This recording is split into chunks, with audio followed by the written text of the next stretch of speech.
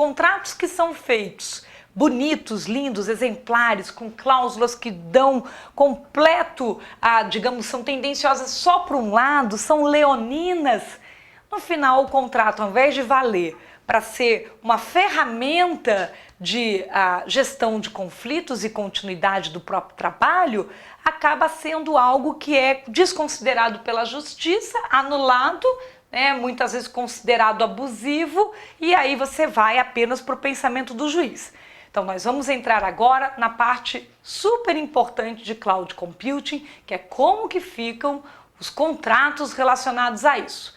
Para falar da parte de contratos, a primeira grande recomendação, e eu gosto muito dessa analogia, é que o contrato tem que ser bula de remédio, problema-solução. Então, tudo que nós vimos até agora, inclusive os checklists que foram apresentados, lhe dão um ferramental para olhar na minuta se aqueles cenários foram previstos ou não. Se ele não foi previsto, ele é um risco invisível, que eu não consigo medir e que quando acontecer, como não foi previsto no contrato, pode inclusive fazer com que eu tenha que parar no judiciário. Mas se o contrato era para ser até uma ferramenta para solução amigável, ele não ter previsto uma determinada questão que podia ter sido prevista, que é lógico que existem coisas que são imprevisíveis, até mesmo na área de responsabilidade, existe a situação de caso fortuito, força maior, caiu um raio, tornou indisponível por fato da natureza, uma grande tempestade que fez com que não acessasse aqueles dados. Então, existem aí situações não previsíveis, mas para todo o resto que se possa prever, é importante estar com cláusulas bem resolvidas. Não adianta ficar trocando 6 por meia dúzia, o importante é item, que o contrato tenha tratado de itens que são fundamentais para a questão de cloud computing. Qual que é o primeiro deles? Para que eu quero cloud? Qual o propósito da contratação? Sabe que existe uma recomendação dada na Harvard Business School para quando você vai aprender técnicas de mediação e arbitragem relacionado a negócios, que se chama beta. O que é o beta? Beta significa Better Than Agreement. Qual é o ponto numa situação de negociação que é melhor não fechar negócio? Então, se você, numa situação de leitura de um contrato, a outra parte lhe pede coisas e você começa a ceder, e você fica com receio, será que eu estou cedendo demais? Às vezes quem é fornecedor que precisa do cliente cede de uma forma que depois não consegue cumprir o combinado. Acaba gerando um problema lá na frente. Então, quando você vai pensar um contrato ou entrar numa negociação, ter que assinar uma proposta, fechar um acordo, você sempre tem que pensar antes qual é o meu limite. Qual é o ponto que é melhor não ter feito? É o beta. Então, você mesmo pense, numa situação para contratar cloud computing, qual que é o beta? Numa situação de qualquer outro tipo de contrato, qual que é o beta? No caso de casamento, por exemplo, e é curioso que a gente não pensa às vezes casamento como contrato, talvez se a pessoa disser para você, olha, nós vamos casar, mas eu quero poder ter outra família que não seja com você, vou levar uma vida paralela, talvez esse seja o seu beta. Você fala, tudo bem, mas não vou aceitar esse tipo de coisa não, Ou a pessoa diga para você, não vou querer ter filhos, e você quer muito ter filho. Então, na hora que a pessoa diz que não vai poder ter filho naquele casamento, aquele virou o beta da relação. Então, a gente tem que pensar que a gente está o tempo inteiro contratando tudo. Nós estamos acordando o tempo inteiro, só que verbalmente. Aí a importância do contrato escrito, que não precisa estar em papel, pode ser eletrônico, pode ser um termo de uso na interface gráfica, de que ele tenha... Por que bota por escrito? Por escrito, para que nós possamos ler depois e lembrar o que ficou combinado. Não ficar aquela história do que eu entendi. Por isso que um contrato cuja redação não esteja clara, subjetiva, ele não alcança o seu ótimo. Porque o ótimo é justamente usar a palavra escrita, mesmo que não seja no papel, para evitar subjetividade, dupla interpretação. Não foi bem isso que eu quis dizer. Então, muita atenção, muito cuidado com isso. Inclusive, tudo começa na proposta, porque hoje é muito comum, inclusive no contrato de cloud computing, você ter cláusulas que digam, conforme a proposta em anexo. A proposta integra o contrato.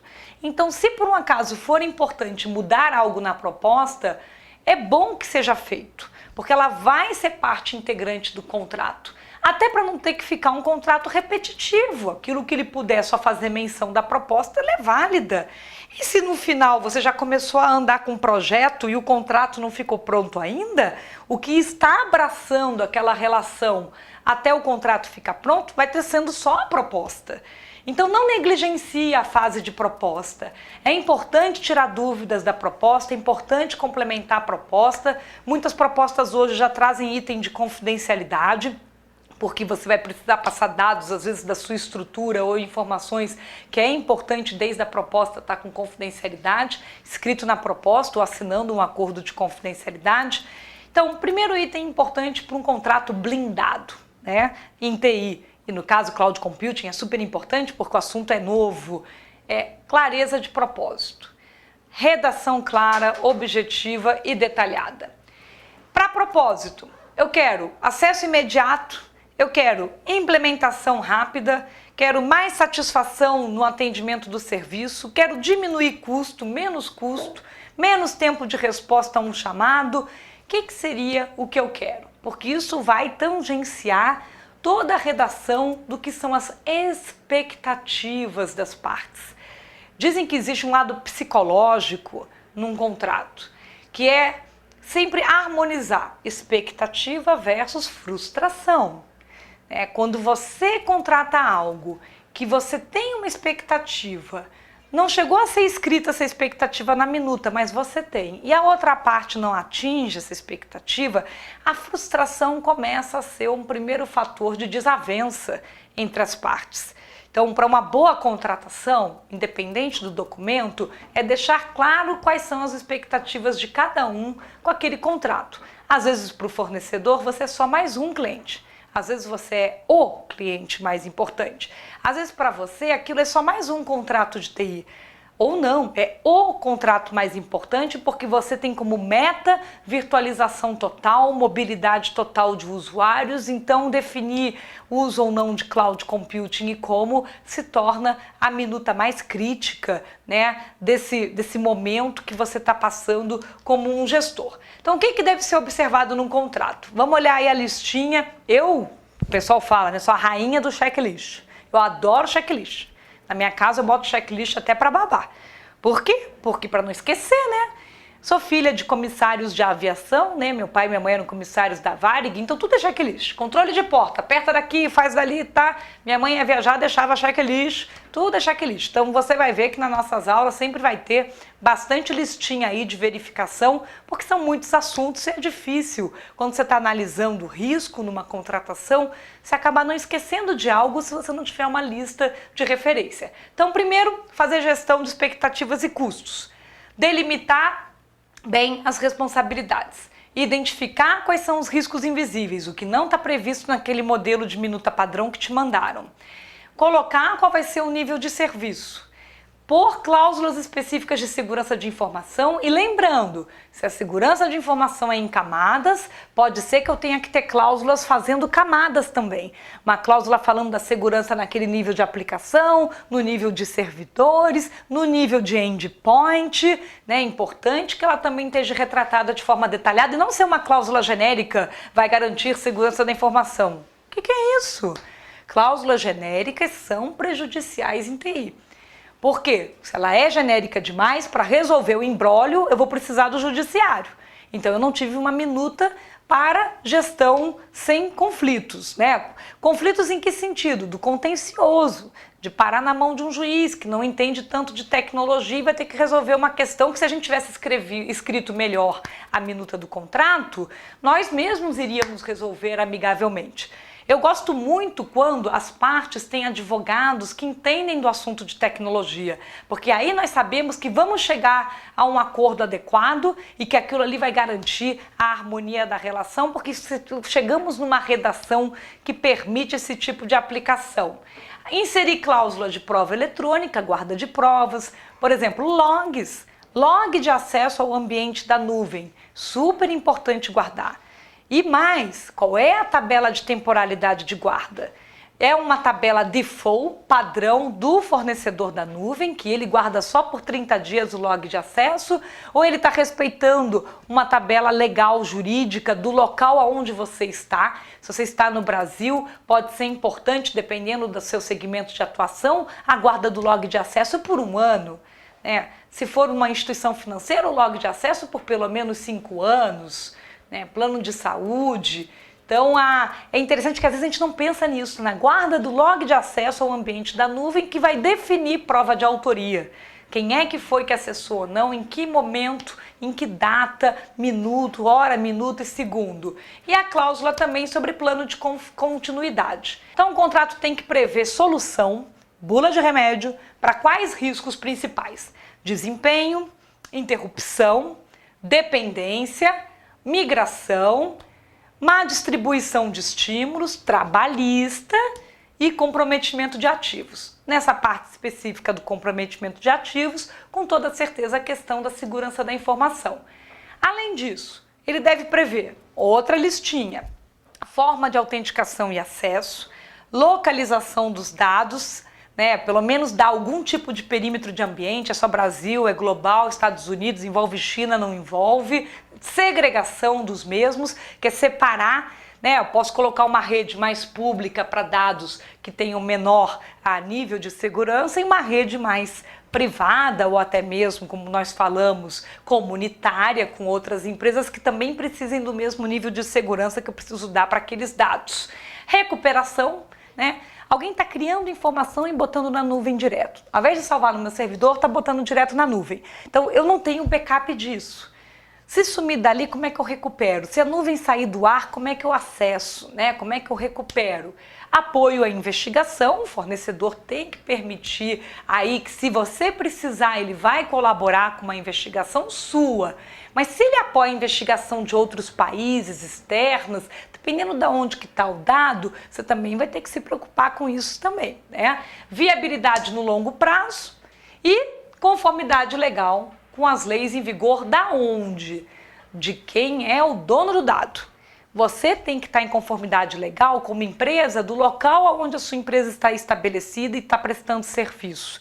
Então, mesmo quando é uma multinacional que tem aí atuação global, existe uma camada de customização jurídica pelo país em que está estabelecido aquela filial, aquela subsidiária. Então, é importante que, pela origem do dado, da onde que vem o dado e qual é a região geográfica que você tem necessidade de uso daquela informação, você pode estar sujeito a um ordenamento jurídico específico e tem que fazer esse tipo de tratamento. Quais são as melhores práticas, então, para a gente poder fazer um bom contrato de cloud computing? Definir claramente glossário, A gente falou como é importante conceituar. Você sabe que, às vezes, é o primeiro ponto que a gente para na minuta. Porque o prestador de serviço ou o contratante diverge de um conceito. Se ele já diverge do conceito, imagina do resto então, Então você tem que resolver, apaziguar logo de cara essa parte conceitual para ter certeza que você e o outro estão entendendo a mesma coisa. É aquela história de que o problema maior na comunicação é que você fala uma coisa e a pessoa escuta outra. Você quis dizer uma coisa e há uma compreensão diferente a respeito daquelas palavras. Tem gente, às vezes, que tem interpretações distintas, então essa parte do glossário é fundamental. Clareza de objeto, detalhar bem as atividades de cada parte, até pelo formato, se vai ser SAS, PAS, IaaS, como a gente disse, como que fica esse perímetro de responsabilidade em nível de aplicação, de ambiente, até mesmo de infraestrutura. Sempre pense assim: aplicação, ambiente e infraestrutura. Cláusula de confidencialidade, segurança de informação, atualização tecnológica. Como fica a obsolescência da nuvem? Como que fica atualizações também de segurança?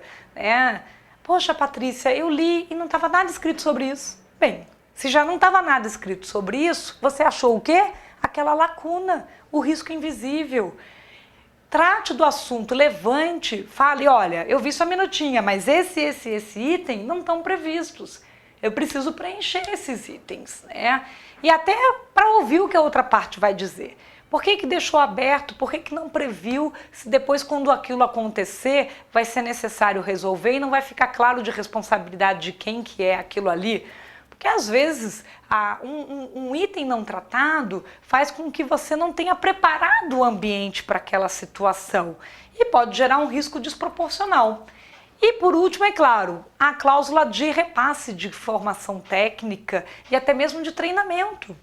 Quantos riscos em execução de TI, de contratos de tecnologia, acontecem por falta de treinamento do usuário?